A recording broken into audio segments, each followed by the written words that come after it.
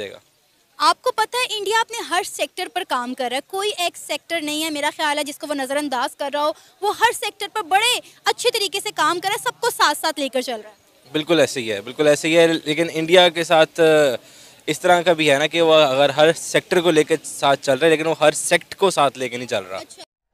इस सज्जन को क्या तकलीफ है भाई? मतलब कि वो वहाँ पे हिंदू मुस्लिम का तो बहुत ज़्यादा है ना, आपको भी इस बारे में पता है कि वहाँ पे जो ह्यूमन राइट्स हैं स्पेसिफिकली फॉर द मुस्लिम्स, वो बहुत ज़्यादा वायलेट होते हैं। अब तो हम तो हमेशा इंडिया में रहने वाले मुसलमानों के हक में बात करते हैं, लेकिन वो कहते हैं कि हमें यहाँ पर कोई मसला नहीं है, आपको हमारे लिए फिक्रमंद होने की कोई ज़रूरत नहीं है। गजब बेइज्जती है। मैम आपने पठान मूवी की रिलीज़ का शोशा सुना हुआ ना? जी जी मैंने सुना भी, मुझसे वीडियो भी की है। तो बस नाम है, वो तो बस नाम है फिलहाल अभी तो, उस पर उनको इतना ज़्यादा उनको मुसीबत पड़ी हुई है। तो उससे पठान मूवी को तो क्रिटिसाइज पाकिस्तान में भी बहुत किया गया है। अब बोल ना सबसे ज़्यादा देखी भी वही जाएगी। वो जो क्रिटिसाइज कर रहे हैं ना, मैं आपको बताता हूँ एडवांस टिकट्स उनकी होंगी। सही। वो अगर आपको कहना कि अगर एक तरह की टैक्टिक ये भी होता है, अगर आपने किसी चीज़ को बहुत ज़्यादा हाइप देनी हो ना, तो उसके अगेंस्ट आप थोड़ा सा ना वायलेशन शुरू कर दें, उसके अगेंस्ट आप थोड़ी सी बातचीत करना शुरू कर दें, वो तो वैसे ही फेमस हो जाती है। बिल्कुल चुप। कि मैंने आपको कहा है कि पाकिस्तान के अंदर सिर्फ एक यूनिवर्सिटी है स्पार्को के अंदर। अगर इंडिया की बात करें तो स्कूल लेवल पर भी स्पेस के वो अपने बच्चों को नॉलेज देते हैं। उसके अलावा आज एक बस ड्राइवर की बेटी जो कि टेक्निकल इंजीनियर बन गई है इसरो के अंदर, उनके स्पेस एजेंसी के अंदर, और उसका बच्ची का ये मैसेज है सारी दुनिया के लिए कि बच्चों को पढ़ा के इस लेवल पर लेकर आए। क्या वहाँ अपॉर्चुनिटीज़ ज़्यादा हैं?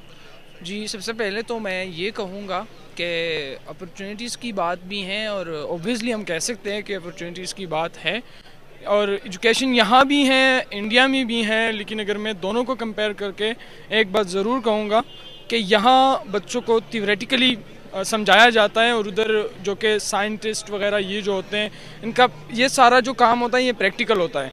यही नहीं, अभी और सुनिए। उनको वो लेबॉर्ट्री में वो सारी चीज़ें, वो एपरेटिस, वो सारे तो वो उनको मुहैया करना चाहिए, और ताकि बच्चों का उसकी तरफ इंटरेस्ट पैदा हो जाए और वो इस साइड पे चले जाए।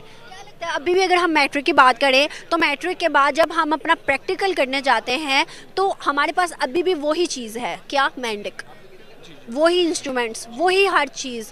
क्या आपको नहीं लगता इससे बच्चा बोर हो जाता है? बिल्कुल बोर हो जाता है, और वक्त के साथ साथ नई चीज़ें मुतारिफ करनी चाहिए, और लोगों को और ख़ासकर बच्चों को उनके इंटरेस्ट की जदीद तरीके से और जदीद दुनिया के मुनासिबत से उनको नई चीज़ें ला के देनी चाहिए। और उस तरह ये एक कंसेप्ट लेके पुरानी वाली, और उस तरह मेरे ख्याल से नहीं होगा।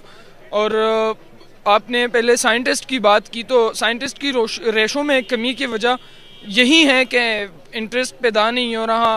अगर डॉक्टर अब्दुल कदीर ख़ान को देखा जाए तो उन्होंने पाकिस्तान के लिए बड़ी कुर्बानी दी, बहुत सब कुछ किया, लेकिन उनका आखिरी अंजाम और आखिरी वो, अगर मैं उनको देखूँ तो मैं क्या इससे क्या सीखूँगा, मैं क्या मोटिवेशन मुझे मिलेगी कि मैं साइंटिस्ट बन जाऊँ।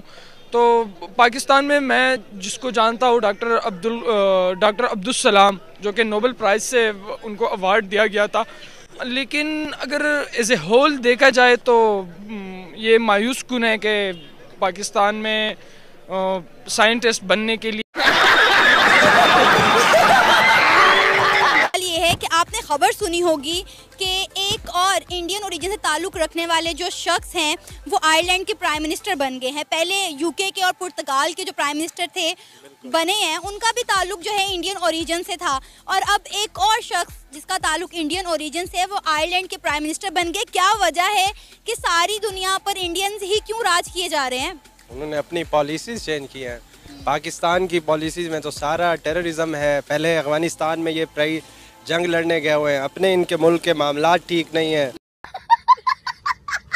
बलोच बच्चों को उठा के ये गुम कर देते हैं। तो जब इस तरह के मामलात होंगे पाकिस्तान के विद इन द कंट्रीज, तो बाहर कोई अच्छा इमेज तो नहीं जाएगा। बात तो सही है। तो ये मामलात है। बाकी इंडिया ने अपनी पॉलिसी चेंज की है। गो के नरेंद्र मोदी से बहुत से लोगों के खिलाफात हो, वो भी एक दहशतगर्द है। क्या बोला तूने?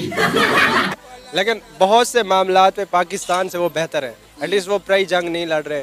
पहले कश्मीर में इन्होंने कबायलियों को घुसाया, अफगानिस्तान में रशिया की जंग में ये जाके घुसे हैं, अभी शायद चाइना के साथ ये कोई जंग स्टार्ट करें, जो दोबारा से तालिबानाइजेशन हो रही है बलूचिस्तान के कुछ इलाकों में, फाटा में। तो इस हालात में पाकिस्तान का तो मेरा तो नहीं ख्याल कि कोई इस तरह का कोई शख्स हो जिसको बाहर के मुल्क में इतनी ज़्यादा लोग या किसी आला ओहदे पर है। यही नहीं, अभी और सुनिए। अस्सलाम वालेकुम। आपका नाम? अब्बास। आपका नाम? जुहेब। जुहेब, क्या करते हैं आप? मैं पढ़ाता हूँ जिस यूनिवर्सिटी में। ज़बरदस्त, टीचर हैं। टॉपिक मेरा ये है कि अगर बात की जाए पाकिस्तान में, पहले पॉलिटिकल क्राइसिस आया, फिर इकोनॉमिकल क्राइसिस आया, अब फिर फूड क्राइसिस, और अब कहा यह जा रहा है कि अगर फ्यूल की बात करें, ऑयल की बात करें, तो 2 हफ्ते का स्टॉक पाकिस्तान में बचा है। पाकिस्तान कॉपी करना चाह रहा है इंडिया को, रशिया के साथ जैसे उन्होंने डील की डिस्काउंट पे, वैसे ही कॉपी करना चाह रहा है। आपको लगता है कि अब रशिया हमारे साथ डिस्काउंट पे डील करेगा? देखें जी, रशिया से ऑयल के हवाले से जी एक वक्त था जब हम रशिया से मुख्तलिफ डील्स कर रहे थे, लेकिन वो हमारे सियासतदानों को पसंद नहीं आई, तो उन्होंने कहा जी हुकूमत तब्दील करना चाहते हैं हम। अब वही सूरत हाल है कि वो डील करना चाहते हैं। अब रशिया देखते हैं, मैंने रशिया का ज़हन तो नहीं पढ़ा, लेकिन रशिया हमारे बता देता हूँ में से है। आपको बता देता हूँ, रशिया ने ये बोला है कि अब हम ऑलरेडी जिन जिन के साथ हमारी डील्स चल रही हैं, जिन कंट्रीज के साथ, उनको पहले पूरा करेंगे, उसके बाद अगर बचा वो भी हम आपको उस रेट पे देंगे जो इंटरनेशनल लेवल पे चल रहा है। डिस्काउंट वो नहीं देना चाहते। गजब बेइज्जती है। देखें जी, अब स्टेक साफ ज़ाहिर है, मुल्कों के साथ कोई दोस्ती तो होती नहीं जिस तरह ह्यूमन सतह पे होती है। तो जिस तरह से भी स्टेट्स को डील किया जाता है उसी तरह से डील होगा। और वैसे भी जिस सतह पे अब हमारा मुल्क पहुंच गया है, वो पंजाबी में कहते हैं मारी ते उलारी इक्को हुंदी है।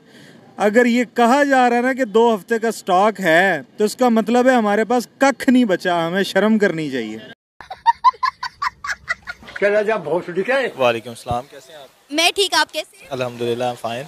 अच्छा, इंडिया के प्राइम मिनिस्टर नरेंद्र मोदी की ना एक वीडियो बहुत ज़्यादा वायरल हो रही है, जिसमें उन्होंने कहा है कि जी मैंने पाकिस्तान की सारी हेकड़ी निकाल दी, पाकिस्तान को कटोरा लेकर पूरी दुनिया में मांगने पर मजबूर कर दिया।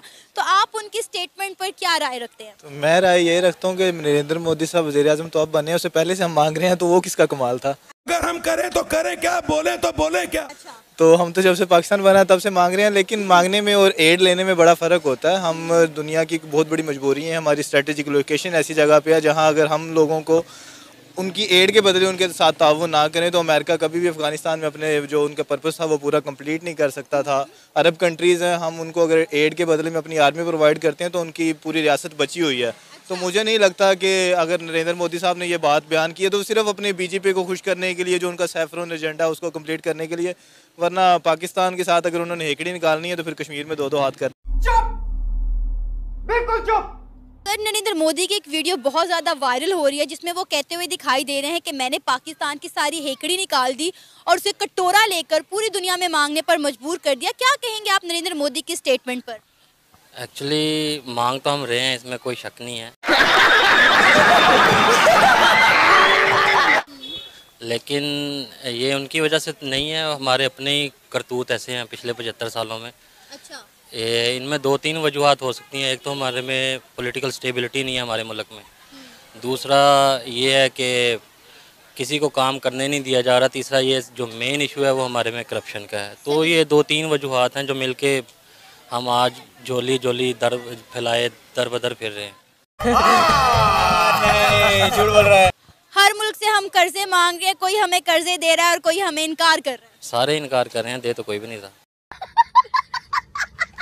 नहीं, अभी मिले हैं ना, हमें इतना ज़्यादा कर्जा मिला है सैलाब ज़दगान के इलाकों की। वो तो इमदाद है। अच्छा। हाँ जी, वो तो सपोर्ट है, तो कर्जा शर्जा तो खैर अभी पाकिस्तान वहीं पे खड़ा है, उसका रिस्क प्रीमियम वहीं पे है, तो अभी बहुत सा काम करना है, इंशाल्लाह हो फॉर द बेस्ट। सर, कटोरा लेके जब आप मांगने निकलते हैं तो आपको फंड, ज़कात जो है खैरात ही मिलती है, कर्जा तो नहीं मिलता ना?